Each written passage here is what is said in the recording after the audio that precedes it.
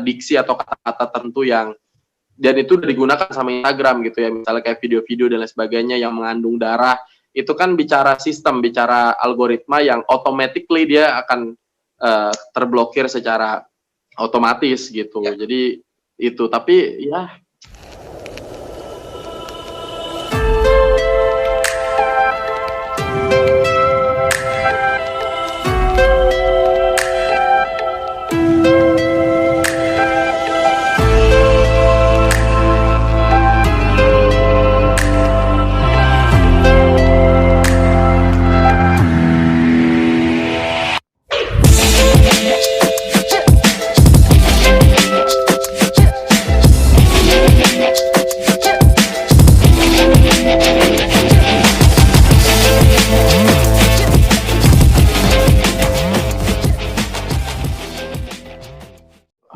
Oke, Di. Ini pertanyaan terakhir, Di. Pertanyaan terakhir. Siap. Menurut Ardi, ya, masa depan pers di Indonesia itu seperti apa? Sekaligus saran untuk generasi milenial yang saat ini di generasi milenial ini aktif di media sosial. Tiap hari tuh HP terus gitu ya. Nah, gimana nih saran untuk generasi milenial dan masa depan pers di Indonesia? Oke, terkait dengan kalau industri, saya mau komentar industrinya. Kalau terkait dengan industri pers di ya masa depan industri pers ya, saya yakin akan terus berlanjut berjalan gitu. Hanya aja paling akan banyak sekali perbedaan gitu. Dan itu sudah terjadi gitu dari pemberitaan secara cetak, koran, ya dan sebagainya, kemudian menutup, ya kan, kemudian melakukan transformasi ke arah yang lebih digital dan lain sebagainya gitu. Itu akan terus berlanjut gitu, termasuk juga ya televisi menghadapi hal yang sama. Banyak orang sekarang yang sudah jarang dan tidak lagi televisi. Kemudian juga kalau nggak salah MNC ya waktu itu yang menggugat bahwa YouTube juga harus dikenakan pajak atau apa gitu, sama seperti televisi gitu, karena banyak orang yang dari YouTube, banyak justru televisi yang akhirnya kolaps dan lain sebagainya gitu. Jadi perubahan. Jadi ya perkembangan media pers ke depan itu akan mengikuti sesuai dengan perkembangan zaman, tapi saya yakin juga bahkan akan muncul juga kemampuan skill-skill yang sangat dibutuhkan di dunia jurnalistik. Itu banyak muncul juga konsep-konsep media baru. Jadi konsep-konsep media lama tuh kan udah usang ya, kayak media seperti yang kita kerjakan saat ini juga kan media-media yang sebenarnya bertahan konsisten sejak lama gitu, tapi juga banyak media-media baru atau sebutannya new media kali ya, jadi berita-berita baru misalnya kayak Narasi TV, kemudian ada juga Asumsi TV, Asumsi gitu ya, asumsi.co, kemudian juga ada media seperti IDN Times dan lain sebagainya gitu. Mereka mengambil, kalau saya mengatakan mereka adalah media-media baru karena ya seperti Narasi dan lain sebagainya itu tidak melakukan misalnya pemberitaan kayak kita harian gitu. Jadi ada topik-topik hangat tertentu yang menjadi bahasan tapi deep dan dalam gitu. Nah itu salah satu karakter media-media baru gitu. Jadi punya konsep dan apa ya, mungkin kesananya akan seperti itu sih gitu. Dengan asumsi bahwa akan semakin banyak media yang muncul, kemudian redup, mati dan lain sebagainya gitu. Itu sesuai dengan kebutuhan.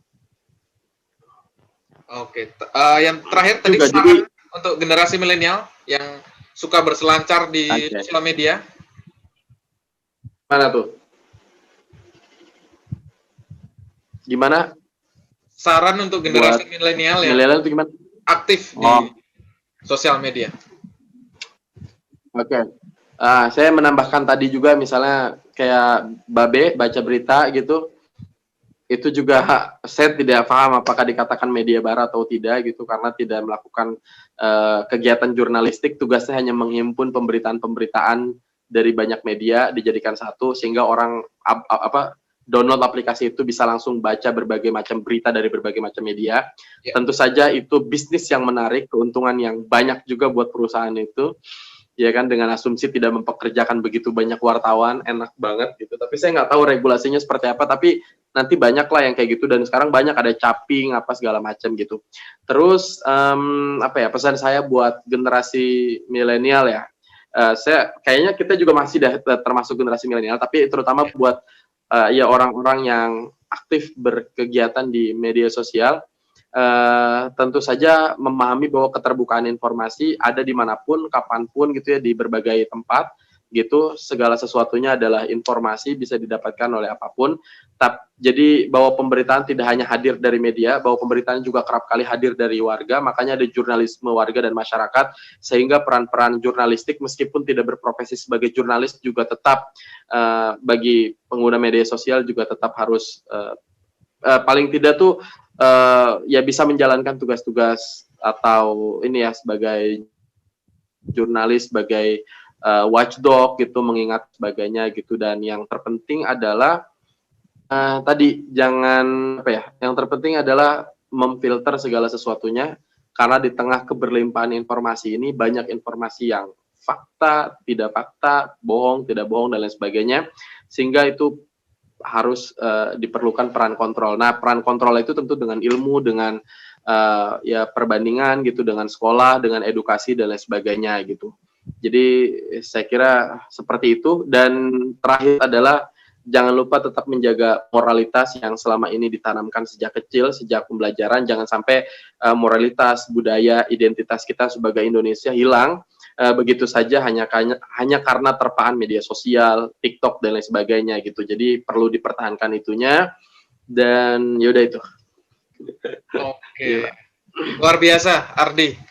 Perbincangan kurang lebih 1 jam tadi sudah kita lewati. Pertanyaan juga sudah terjawab tuntas ya, sangat jelas sekali.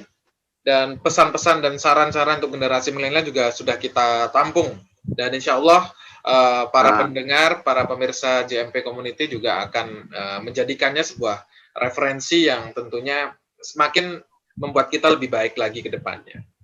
Baik Ardi, terima kasih. Kita sudah di penghujung acara. Nanti bisa kita sambung di lain waktu dan membicarakan topik yang lain yang mungkin kita lihat menarik gitu ya.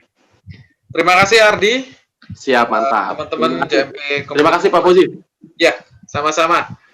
Saya tutup dulu, sampaikan sikap kritismu, lontarkan ide-idemu dengan cara yang konstitusional. Sampai ketemu di video saya selanjutnya. Mantap.